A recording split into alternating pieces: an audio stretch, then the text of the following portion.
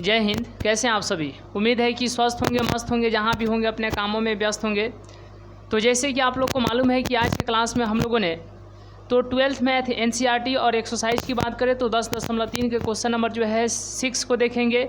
आज के क्लास में मात्र एक ही क्वेश्चन देखेंगे, इसके पीछे रीज़न है हम आपको बताएंगे और हो सकेगा तो आज को कोशिश करेंगे आज जो है 8 बजे के पहले जो है वीडियो जो है हम ये जो है आज के लिए अपलोड कर देंगे, क्योंकि आज के इस लाइव क्लास में हम लोग एक ही क्वेश्चन को जो है देखेंगे और धीरे धीरे यहाँ पर हम लोग कितना नंबर पर हैं जी, चलिए 5 तक देख लिए थे 10.3। आइए क्वेश्चन नंबर 6 में क्या बोला गया है, ध्यान दीजिएगा। देखिए सबसे पहले क्वेश्चन नंबर 6 में बोला गया है, देखिए यहाँ पर क्या ध्यान देना है कि यदि vector a plus vector b और डॉट प्रोडक्ट है, vector a minus vector b बराबर में 8 है और वेक्टर a का मापांक बराबर है 8 इंटू वेक्टर b का मापांक हो, तो vector mod of vector a एवं मॉड ऑफ वेक्टर b ज्ञात करें।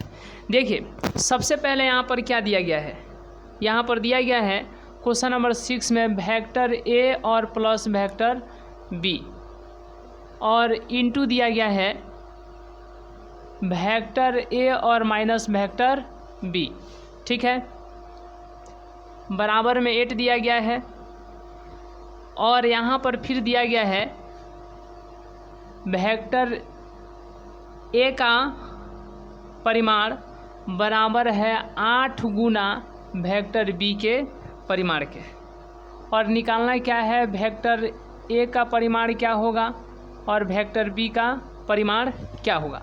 तो इसको जब आप लोग बनाइएगा तो क्या लिखिएगा, देखिए a में a से गुणा कीजिए, vector mod of vector a square हो जाएगा, फिर a में इससे गुणा कीजिए minus vector a into vector b।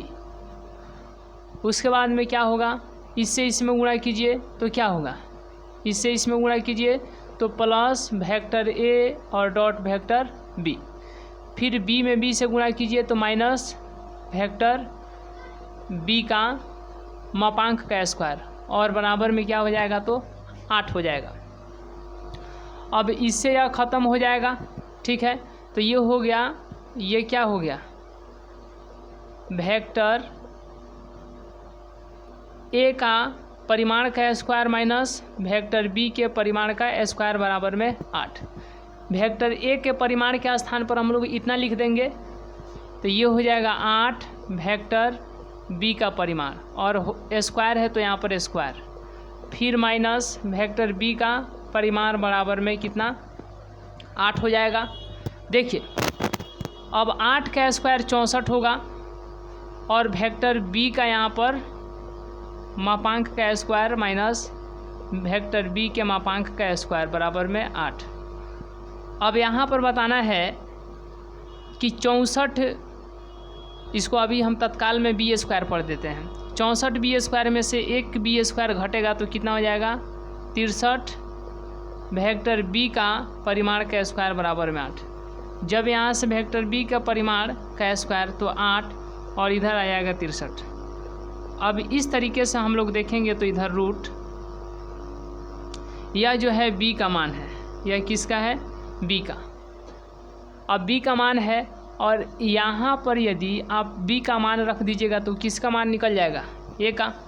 तो एक तो ये निकालना था, आपको पता चल गया, इसलिए वेक्टर a का मापांक इंटू 8 इंटू वेक्टर b का मापांक, तो यहाँ पर 8 इंटू b का कितना है, रूट 8 इंटू 63, तो ये किसका आ गया, वेक्टर a का आ गया।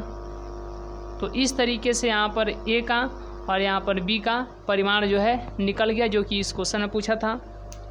हम कोशिश करेंगे कि आज जो है रात को 8 बजे से पहले जो है वीडियो अपलोड कर दें। तो आज की क्लास यहीं तक, मिलेंगे नेक्स्ट क्लास में नेक्स्ट वीडियो में, तब तक के लिए बहुत बहुत धन्यवाद।